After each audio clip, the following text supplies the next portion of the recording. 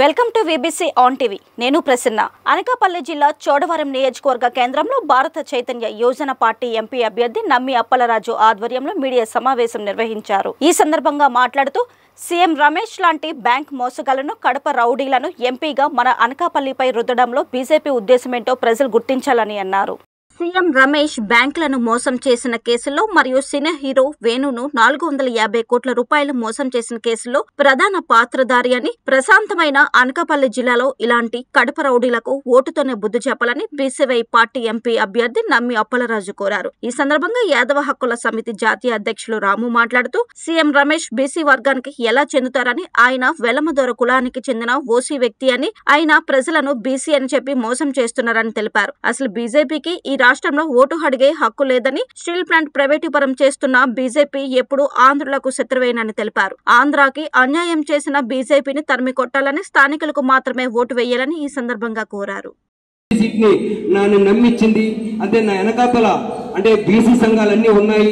నేను అలాగే రాష్ట్ర అధ్యక్షుడిని, భారతీయ యాదవ్ మహాసభ రాష్ట్ర అధ్యక్షుడిగా గత 3 సంవత్సరాలు బట్టి పనిచేస్తున్నాను. డబ్బులు ఇచ్చో లేకపోతే మీకు ఇంకో పదవి ఇస్తాను. నాకు కూడా ఫోన్లు వచ్చాయి 2 పార్టీల నుంచి కూడా. నేను అసలు సమస్య లేదండి, పార్టీ సీటు బీ ఫార్మ్ ఇచ్చింది నాకు. పార్టీ నేను బీ ఫార్మ్ ఇచ్చి నిలబెట్టింది ప్రజలకి. మనం నిలబడతాం, గెలుపు ఓటము. అటువంటి మహానుభావుడు ఎన్టీ రామారావు ఒక టైంలో ఓడిపోయాడు, అలాగే పవన్ కళ్యాణ్ కూడా ఓడిపోయాడు. మీకు చూడ ఒక రాష్ట్ర ముఖ్యమంత్రి అవుతారు అనుకున్న వ్యక్తి కూడా ఆయన అంటే వెనక ఒక సీట్ వచ్చింది. అంత గొప్ప వాళ్ళు మనం కాదు. అంటే ప్రజలకు సేవ చేద్దాం. ఒక స్థానికుడిగా నేను ఒకటే అడుగుతున్నాను, నాకు చెరుకు రైతు గుర్తు ఇచ్చారండి.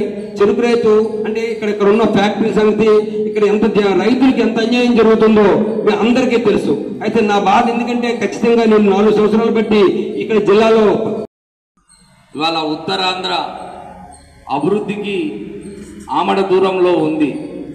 దీనికి కారణం ఎక్కడి నుంచో వచ్చి ఇక్కడ ఎమ్మెల్యేలుగా, ఎంపీలుగా ఎన్నికవుతూ వారి యొక్క స్వలాభం కోసమే ఇవాళ మరి రాజకీయంగా వచ్చి పదవులు అనుభవించి మరి ఉత్తరాంధ్రను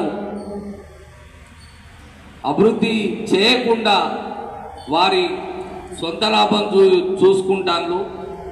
ఈ కోవకే ఇప్పుడు ఈ అనకాపల్లి పార్లమెంటు స్థానంలో ఇవాళ సీఎం రమేష్ కానీ ఆయన ఎక్కడి నుంచి వచ్చిండు, కడప నుంచి దిగుమతి చేసుకోవాల్సిన దౌర్భాగ్యం పట్టింది ఇవాళ అనకాపల్లి ప్రజలకు. ఆయన ఎన్నడూ మరి ఎవరికన్నా మరి పేద బడుగు బలహీన వర్గాలకు ఏమన్నా చేసినోడా? ఆయన హిస్టరీ అందరికీ తెలుసు. బ్యాంకులను ముంచిండ్రు, అది మనం ఇన్నే పడుతుంది. ఇవాళ అదేవిధంగా మరి వైసీపీ పార్టీ నుంచి ముత్యాల నాయుడు గారు ఉన్నారు. మరి గతంలో ఆయనే డిప్యూటీ సీఎం, మరి ఏం అభివృద్ధి చేసిండో చెప్పాలి. ఇవాళ ముత్యాల నాయుడు గారిని కూడా మేము ప్రశ్నిస్తున్నాం. అదేవిధంగా సీఎం రమేష్ గారిని కూడా మేము ప్రశ్నిస్తున్నాం. ఏమైంది? మీరు ఇదివరకు మరి పదవులు అనుభవించి విశాఖ కోచ్ ఫ్యాక్టరీ ఏం చేస్తారు? ఎన్నో వేలాది మంది త్యాగాల పునాదుల మీద ఇవాళ సాధించుకున్న విశాఖ ఉక్కు ఫ్యాక్టరీ పరిస్థితి ఏందో సీఎం రమేష్ గారిని, బీజేపీ పార్టీని నేను డిమాండ్ చేస్తున్నా.